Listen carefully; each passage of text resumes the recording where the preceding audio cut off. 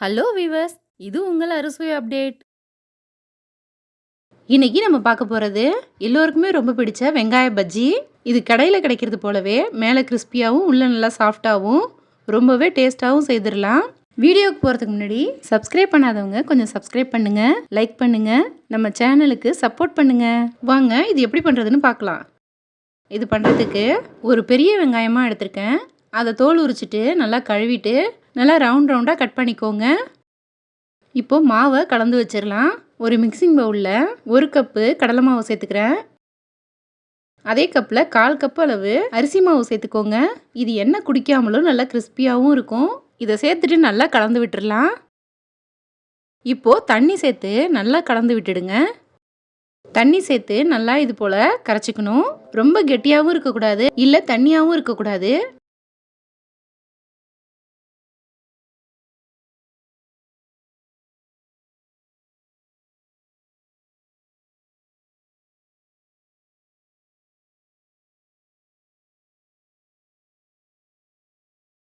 நம்ம கலந்தெடுத்த மாவு இந்த அளவுக்கு இருக்கணும்.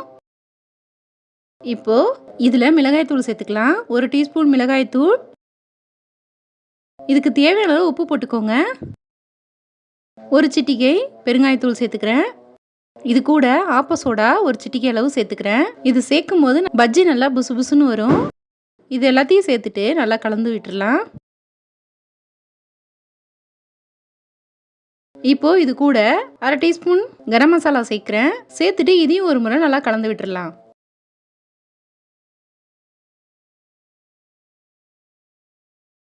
இப்போது எல்லாத்தையும் சேர்த்து நல்லா கலந்து விட்டுட்டேன். இது அப்படியே இருக்கட்டும். இதை பொரிச்செடுக்கிறதுக்கு தேவையான அளவு கடாயில் எண்ணெயை ஊற்றி நல்லா சூடு பண்ணிக்கலாம். எண்ணெய் நல்லா சூடானதும் நம்ம கட் பண்ணி வச்சுருந்த வெங்காயத்துலேருந்து ஒவ்வொரு பீஸாக இது போல் மாவில் நல்லா நனைச்சிட்டு எண்ணெயில் சேர்த்துக்கோங்க.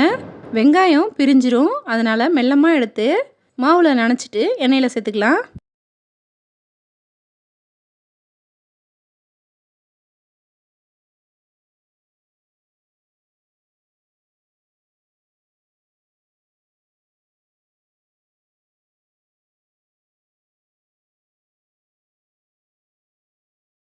உடனே திருப்பி விட வேணாம்.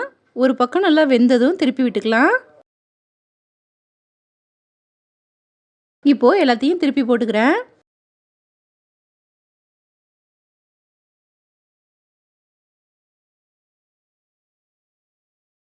இது 2 பக்கமும் வெந்து நல்லா மொறுமொறுன்னு ஆயிடுச்சு. இதை எண்ணெயிலேருந்து வெளியில் எடுத்துடலாம்.